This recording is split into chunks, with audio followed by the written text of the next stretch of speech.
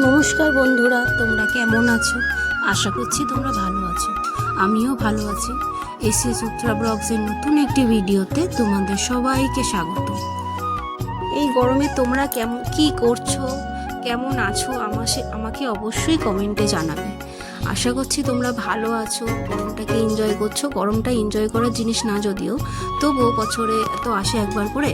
তো দেখো, আমি সকাল সকাল ঘুম থেকে উঠে আগে রান্নাঘরটা ঝাড় দিয়ে নিচ্ছি, কারণ পাশে রান্নাঘরে কোনো রান্না করলে মা অন্নপূর্ণা রাগ করে। তাই আমি আগে রান্নাঘরটা পুরো পরিষ্কার করে নিচ্ছি। আগে ঝাড় দিয়ে নিয়েছি, তারপরে ভালো করে পরিষ্কার করে রান্নাঘরটা মুছে টুছে বাসনটা মেজে নিয়েছি। এবার ভাতও বসিয়ে দিয়েছি। দেখো, রান্নাঘরটা কি সুন্দর পরিষ্কার ঝকঝকে, তাহলে রান্না করতেও খুব ভালো লাগে আর মনও চাই রান্না করতে। দেখো, এখানে পরিষ্কার করে রান্নাঘর আমি ভাতটা বসিয়ে দিয়েছি। এবার আমি বাকি কাজগুলো সেরে নেবো। এই যে বাবা সকালবেলা বেরোবে, যেহেতু বাবা সকালে ভাত খায় না, তো এই জন্য বাবার জন্য আমি রুটি বানিয়ে নিচ্ছি। সকালে বাবা রুটি খায়, কখন কি খায়, কখনো ভাত খায়, কখনো রুটি খায়। তো বাবার জন্য আমি একটু রুটি করে দিচ্ছি আজকের। ভাত হতে একটু দেরি হবে বলে বাবা বেরিয়ে যাবে, এই কারণে আমি বাবার জন্য তাড়াতাড়ি করে 4-5টা রুটি করে দিলাম। উনি সকালে রুটি খায়, কখনো ভাত খায়, কোনো ঠিক নেই।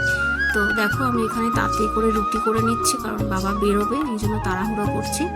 রুটি করেছি আর করেছি বাবার জন্য কুমড়ো আলু ভাজা। তো কুমড়ো আলু ভাজা দিয়ে বাবাকে, আর আম কেটে দিয়েছিলাম, আমাদের গাছের আম কেটে দিয়েছিলাম, সেই আমটা দিয়ে বাবাকে খেতে দিয়েছি। বাবাকে দেখো, আম নিয়ে রুটি আর আলু কুমড়ো ভাজা দিয়ে বাবাকে খেতে দিতে যাচ্ছি। তো সকালে বাবাকে খেতে দিয়ে মা যেহেতু আজকে বাড়িতে ছিল, বেরোয়নি, তো মায়ের জন্য একটু চা করেছিলাম। আমরা দুজনেও চা খাই, মা থাকলেই আমাদের আর কি চা খাওয়াটা হয়, না হলে খাওয়া হয় না। আমাদের অত চা খাওয়ার নেশা নেই যদিও। তো মাকে চাটা দিয়ে আসতে যাচ্ছি, মা নিচে রয়েছে। এসে দেখি ভাতটা ফুটে গেছে। দেখো, ভাত ফুটছে টকবক করে। আর মা বাজার করে নিয়ে এসছে মাছ, আমার ছেলের হাতে পাঠিয়ে দিয়েছিল, দেখানো হয়নি ক্লিপটা। তো আমি তাড়াতাড়ি করে মশলাটা করে নিই, মাছের ঝোলটা বসাবো বলে মশলাটা করে নিচ্ছি। দেখো, তাড়াতাড়ি করে মশলাটা করে নিলাম। করে নিয়ে এবারে আমি মাছটা ভালো করে ধুয়ে ধায়ে নিয়ে মাছ ভাজা বসিয়ে দিলাম। দেখো, মাছ ভাজা বসিয়ে দেবো। আজকের মা বলেছে ডাঁটা আলু দিয়ে মাছের ঝোল খাবে, তো এই জন্য সকাল তাড়াতাড়ি করে ডাঁটা আলু সঙ্গীতা কেটে দিয়েছে, ডাঁটা আর আলুটা। আর আমি এদিকে মশলা করে মাছটা ভাজা বসিয়ে দিয়েছি। দেখো, আর এই যে মাছের মাথাটা নিয়ে এসছে, মাছ নিয়ে এসছে, তাই মাছের মাথা গোটা মাছ নিয়েছে যেহেতু, তাই মাছের মাথাটা নিয়ে এসছে। ওটা দিয়ে কুমড়ো আলু পুঁইশাক দিয়ে একটা সবজি হবে। তো দেখো, আমি মাছটা ভালো করে ভেজে নিচ্ছি। মাছটা ভাজার পরে দেখো, মাছের মাথাটাও একবারে ভেজে নেবো, ওটা দেখানো হয়নি আর। দেখো, মাছ ভেজে নিয়ে পেঁয়াজ কোচানোটা আগে তেলের মধ্যে দিয়ে দিলাম। তো এবারে ভালো করে তরকারিটা বসিয়ে নেবো। ডাঁটা আলু ধুয়ে নিয়ে ওর তরকারির মধ্যে দিয়ে দিয়েছিলাম। দিয়ে তোমাদেরকে সব ক্লিপ দেখাতে পারছি না, তাড়াহুড়ো করে করছি তো, সেহেতু সব ক্লিপ দেখাতে পারছি না। তো দেখো, এখানে আমার ভাজা হয়ে গেছে, ডাঁটা আলু ধুয়ে নিয়ে এবার আমি ভালো করে আলু আর ডাঁটাটা ভেজে নিয়েছিলাম। আলু ডাঁটা ভেজে নিয়ে তারপরে মশলা দিয়ে জিরে আদা বাটা দিয়ে ডাঁটা আলুটাকে ভালো করে কষিয়ে নিয়েছি। পেঁয়াজ দিয়ে জিরে আদা বাটা দিয়ে কষিয়ে নিয়ে এবারে ভালো করে কষিয়ে নিলাম। নিয়ে এবার জল দিয়ে দেবো। এই গরমে না জিরে আদা বাটা ঝোল ছাড়া কিছুই ভালো লাগছে না খেতে, কোনো খেতে ইচ্ছা করছে না। তো দেখো, এই গল্প করতে করতে তোমাদের সাথে কথা বলতে বলতে আমার মাছের ঝোলটা ফুটে উঠেছে। এবার ভাজা মাছগুলো আমি দিয়ে দেবো। দেখো, যে মাছগুলো ভেজে রেখেছিলাম সেই মাছগুলো আমি দিয়ে দিলাম ঝোলের মধ্যে। দেখো, এক এক করে মাছ ঝোলে দিলাম।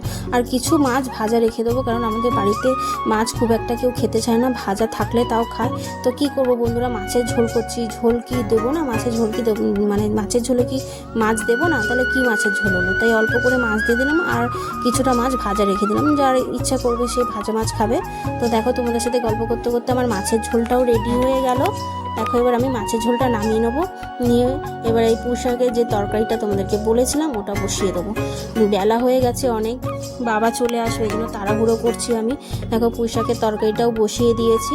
কুমড়ো আলু আর পুঁইশাক শাকটা পরে দেবো বন্ধুরা। এখন ওই মাছের মাথাটা দিয়ে ভালো করে ভেঙে নিচ্ছি। মাছের মাথাটা ভালো করে না ভাঙলে আবার তরকারির সাথে মিশলে মাছের মাথাটা তবেই আর কি টেস্টটা হয়, এই জন্য ভালো করে মাছের মাথাটা ভেঙে নিচ্ছি। দেখো আমি তরকারিটা এখানে বসিয়ে দেবো। এটাও জিরে আদা বাটা দিয়ে করেছি, এটাতে পেঁয়াজ দিইনি, এটা শুধু জিরে আদা বাটা দিয়েই করেছি। পরে মশলা টশলা দিয়ে কষিয়ে পরে আমি শাকটা দিয়েছি।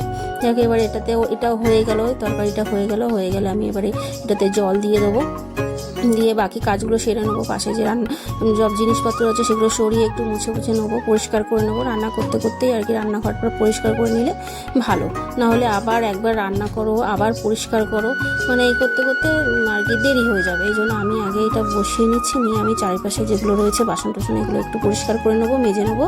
দেখো মাছের ঝোলটা বসিয়ে দিয়ে চচ্চড়িটা বসিয়ে দিলাম। এবার আমি করেছিলাম শাক ভাজা, তো শাক ভাজার ক্লিপটা নেওয়া হয়নি আমার। আর করেছিলাম এই যে পুঁই শাক আলু কুমড়ো দিয়ে মাছের মাথা দিয়ে একটা তরকারি, আর করেছিলাম এই যে ডাঁটা আলু দিয়ে মাছের ঝোল। তো আমার রান্না টান্না সব কমপ্লিট হয়ে গেছে বন্ধুরা, রান্নাঘরও পরিষ্কার হয়ে গেছে। দেখো এইসব করতে করতে দেখো এই গরমের মধ্যে এক ফোঁটা শান্তির নিঃশ্বাস পেলাম।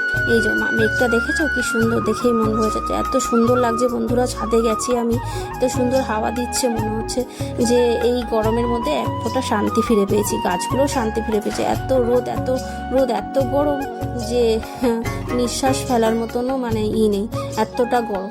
এই গরমের মধ্যে দেখো কি সুন্দর বৃষ্টি শুরু হয়ে গেছে এতদিন আমাদের এখানে। তো তোমরা কারা কারা বৃষ্টিতে ভিজতে ভালোবাসো আমাকে অবশ্যই জানিও।